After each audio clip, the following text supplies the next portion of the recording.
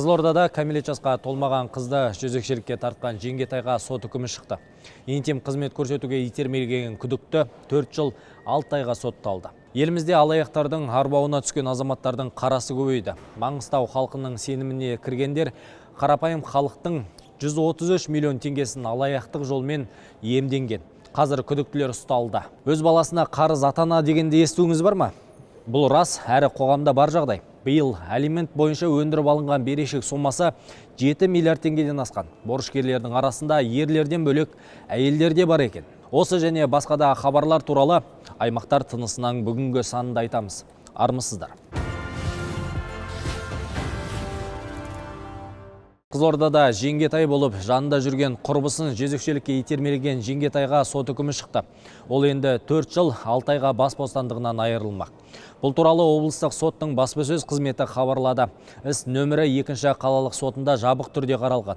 Еске салсақ, шаһарда бұған дейін 16 жастағы оқушыны қатарластары зорлады деген ақпарат тараған еді. Тіпті оны Қызылордадағы сауналар мен жалдамалы пәтерлерге интимдік қызмет көрсетуге мәжбүрлеп келген. Қызды жыныстық құлдыққа ұстаған күдікті осылайша заңсыз жолмен пайда табуды көздеген. Қазір күдікті сот үкімі бойынша сотталды. Маңғыстау халқының 133 миллион теңгесін алаяқтық жолмен иемденгендер ұсталды. Облыстық полиция департаментінің мәліметінше, олар жәбірленушілердің ұялы телефонына қоңырау шалып, өздерін ұлттық қауіпсіздік комитеті және ұлттық банк қызметкерлері ретінде таныстырған. Осылайша сенімге кірген. Тәртіп сақшылары прокурорлардың үйлестіруімен жедел іздестіру шараларын жүргізіп, жәбірленушілердің ақшасы 20 дроппердің есепшоттарына аударылғанын анықтады. Дропперлердің дені Алматы қаласындағы жоғарғы оқу орындарының студенттері екен. Олар алаяқтардың қылмыстық схемасын іске асыруға көмектесіп, 21 және 26 жастағы тұлғаларға аударып отырған. Қазір аталған екі күдікті уақытша ұстау изоляторына қамалды. Мамандар бұл қылмыстық іс бойынша тергеу жұмыстарын жүргізіп жатыр. Расында қазір алаяқтардың арбауына түскендердің арасы қалыңдады. Мұны ескерген Маңғыстау облысындағы Қазақстан халық партиясының өкілдері ғаламтор алаяқтары атты бірқатар шара ұйымдастырды. Олар колледж студенттермен кездесу өткізіп, алаяқтық қылмыстардың алдын алу мен қауіп-қатерден сақтау жолдарын көрсетті. Шараға банк қызметкерлері мен Ақтау қаласының прокурорлары да қатысты. Мысалы, Ақтауда интернет алаяқтық бойынша киберпол деген отдел бар. Полиция басқармасының жанында кәдімгі 3-ші микрорайонда алдап қалған жағдайда сонда бар жүрмесшісі, қарыз жастар, соның ішінде өзінің жедел уәкілі бар, тергеушісі бар, айналысатын өзінің енді жалдап келмейтін программистер мен хакерлері бар да, айтишниктері. Көп қылмыс халық банкінің совет айтып өткендей ашылмай жатыр да, себебі олардың көбі несі, сіз дұрыс айтасыз, шетелден. Осыған отырып көбісі шетелден соғады, 14 бәрін көрейін, сол 14-14-тен сообщение келеді, ол деген негізі сол Еговтың өзінің номері ғой енді. Сол дұрысты қазір таңда 14-14-пен де алдайды да. Петсапыңыздың сұрауы өтіп кетті, новой фейсіңізді фейс ID-мен қарақ түріңізден істейді. Қазір таңда көп, сол себепті сақ болу керек. Қарағанды облыстық прокуратурасы аймақтағы сотталғандардың құқықтарының бұзылуын анықтады.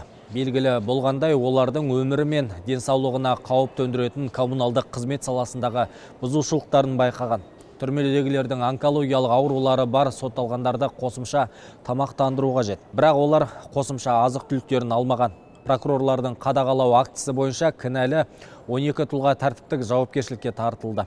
Ал 500-ден астам түрмедегі азаматтардың конституциялары құқықтары қорғалды. Түзеу мекемелерінде сотталғандардың құқықтарының сақталуына прокуратура жүйелі түрде бақылау жасайды.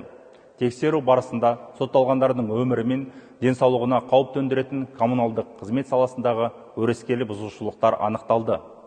Онкологиялық, бүйрек аурулары, асқазан, ішек жолдары және эндокриндік жүйе аурулары бар сотталғандар қосымша тамақтандыруға құқылы. Алайда тексеру Қарағанды облысының мекемелерінде сотталғандар ет, жеміс-жидек және де басқа да қажет өнімдерінің қосымша порциясын алмағанын көрсетті. Прокуратураның қадағалау актісі бойынша кінәлі 12 тұлға тәртіптік жауапкершілікке тартылды. Заң бұзушылықтар жойылды, 565 сотталғанның конституциялық құқықтары қорғалды. Бұл мәселе Қарағанды облысының үйлестіру кеңесінің отырысында талқыланып, уәкілетті органдарға нақты ұсыныстар дайындалды. Ақтөбеде шахтерлар мен коммуналдық кәсіпорын қызметкерлеріне жалақы төленбеген. Хромтау аудандық прокуратурасы осындай деректі анықтады. Оңтүстік шахта құрылыс компаниясының басшылығы 150-ден астам жұмысшысына 165 миллион теңге жалақысын бермей келген. Бұл іске қатысты құқық қорғау органдарының жергілікті атқарушы және жедел уәкілетті органдар басшыларының қатысуымен кеңесі өтті. Тиісті шаралар қабылданып, қызметкерлерге жалақы қарызы толығымен өтелді. Өз баласына қарыз ата-ана дегенді естігендеріңіз бар ма? Бұл рас әрі қоғамда бар жағдай. Биыл алимент бойынша өндіріп алынған берешек сомасы 7 миллиард теңгеден асқан. Әділет вице-министрі Даниэль Вайсовтың айтуынша, сот орындаушылары қазір 288 мың алимент өндірісі бойынша істі қарауына алған. Олардың 277 мыңы ер, ал 11 мыңнан астамы әйел екен. Алиментті өндіру құжаттары бойынша ішкі істер органдарының қызметкерлері қазір борышкерлердің автокөліктерін арнайы айыппұл тұрағына ұстау бойынша рейдтік шараларын жүргізіп келеді. Должники, которые не погашают задолженность по алиментам. Борышкерлердің арасында мүлде алимент төлемейтін азаматтар бар. Олардың саны 12 мыңға жуықтайды. Қазіргі таңда арнайы ұйымдастырылатын бос орындар жәрмеңкесінде алимент бойынша 5 мыңнан астам борышкер жұмысқа орналастырылды. Мероприятия по задержанию, водворению автомобилей должников. Онлайн түрде тапсырыс берген затыңыз көңіліңізден шықпай, сатушы оның ақшасын қайтармады ма, онда құқығыңыз тапталды деп саналады. Тұтынушылардың құқықтарын қорғау комитетінің мәліметінше, былтыр азаматтарға 1,7 миллиард теңгеден астам ақша қайтарылған. Бұл 2022 жылмен салыстырғанда 161%-ға артық екен. Жалпы өткен жылы 60 мыңнан астам шағым түскен. Олардың басым бөлігі бөлшек сауда, электронды коммерция және тұрмыстық қызмет көрсету салаларына тиесілі екен. Күн райының нашарлауына байланысты Алакөл ауданындағы Үшарал Достық автожолының Шыңдалы учаскесінде екі жеңіл көлік қар құрсауында қалып қойған. Оқиға орнына дер кезінде жеткен Жетісу облыстық құтқарушылардың құрсаудан 8 адамды шығарған. Мамандар жол талғамайтын трекол көлігімен азаматтарды жақын маңдағы станцияға жеткізді. Олар медициналық көмекке мұқтаж болмаған көрінеді. УАЗиктегі 5 адам, RAV4-ден 4 адам, 3 адам эвакуацияланды. Отшашу әрбір мерекеде көңілді көтереді. Алайда одан келетін зардаптарды ұмытпағанымыз абзал. Қазір дүкен сөрелері мен базарларда пиротехникалық заттардың саудасы қызып тұр. Бірақ оның заңсыз айналыммен айналысқандарға жауапкершілік барын бірі білсе, бірі білмейді. Қазір еліміздің барлық аймағында заңды және жеке тұлғалардың пиротехниканы сақтау, қолдану, тасымалдау мен тәртібінің сақталуын тексеру жұмыстары жүргізіліп жатыр. Мамандар тұрғын үйлердегі төтенше жағдайлардың алдын алу мақсатында жедел профилактикалық шараларды қолға алған. Қостанай облыстық полиция департаментінің мәліметінше өңірде заңсыз сауданың 15 жағдайы анықталыпты. Сатушылар әкімшілік жауапкершілікке тартылып, жалпы сомасы 1 миллион 384 мың теңге шамасында айыппұл арқалады. Партиямыздың Абай облыстық филиал өкілдері, тәртіп сақшылары және де төтенше жағдайлар департаментімен бірлесті. Олар пиротехника алатын жедел профилактикалық шараға қатысты. Бірқатар сауда нүктелерін аралап, заңсыздыққа жол берген кәсіп иелерін іздестірді. Бұл жердегі мақсатымыз жаңағы пиротехниканың жаңағы талабына сәйкес сертификаты бар ма жоқ па, бұл өте маңызды нәрсе. Бұл пиротехника қайдан әкелініп жатыр? Бұл заң жолымен әкелінді ме, заңсыз жолмен әкелінді ме? Соларды анықтап, тұрғындарға біз қауіпсіздік жайында біраз түсіндірме беруіміз керек деп ойлаймын. Бұл енді жұмыстар бізде осы желтоқсан айының басынан басталды. Қазіргі таңда бұл жаңағы біздің жоспарлы рейдтік шара. Қазір біз заңсыз сатып жатқан пиротехникалардың жаңағы саудагерлерінің осындай бұзушылықтар қазір анықталса, онда олардың аттарына айыппұл салынады. Айыппұлды полиция қызметкерлері өздері жаңағы әкімшілік кодексінің тармақтарына сәйкес әкімшілік іс қозғайды. Бұған қатысты Түркістан облысында 80-нен астам әкімшілік құқық бұзушылық анықталды. Осылайша заңсыз сауда жасаған кәсіп иелеріне 4 миллионға жуық айыппұл салынды. Саудагерлерден 500-ге жуық салют тәркіленіпті. Партияның осы аймақтағы филиал өкілдері тәртіп сақшыларымен бірігіп, заңсыз пиротехникаға қарсы профилактикалық шара өткізді. Бір күннің өзінде қаладағы Қуаныш базарында 2 салюттың заңсыз саудасы анықталыпты.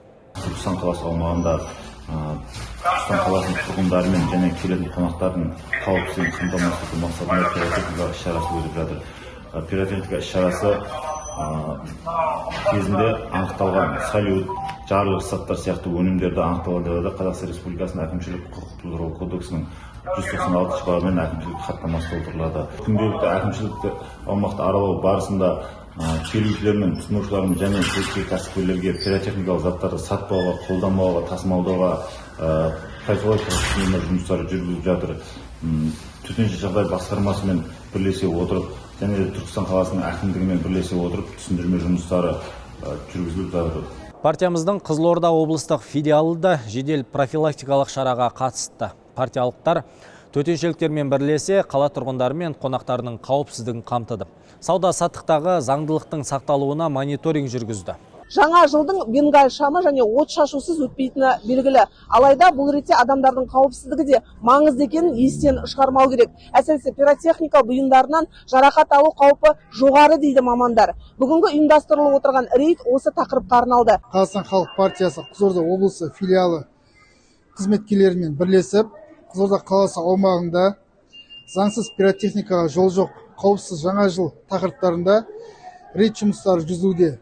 Аталған рейд жұмыстары негізгі мақсаты пиротехникалық бұйымдардың қауіптілігін азаматтар арасында толыққанды түсіндіріп, профилактикалық жұмыстарын жүргізу болып табылады. Сіздерден жаңа жыл мерекесін қауіпсіз қарсы алу үшін өз тұрғын үйлеріңізде қарапайым ғана өрт қауіпсіздігі ережелерін қатаң сақтауларыңызды, сонымен қатар заңсыз сертификатталмаған пиротехникалық бұйымдарды пайдаланбауды сұраймыз. Аймақтардағы 2 апталық өзекті тақырыптар легі осындай болды. Мен Уатхан Біләл, сіздермен қоштасам.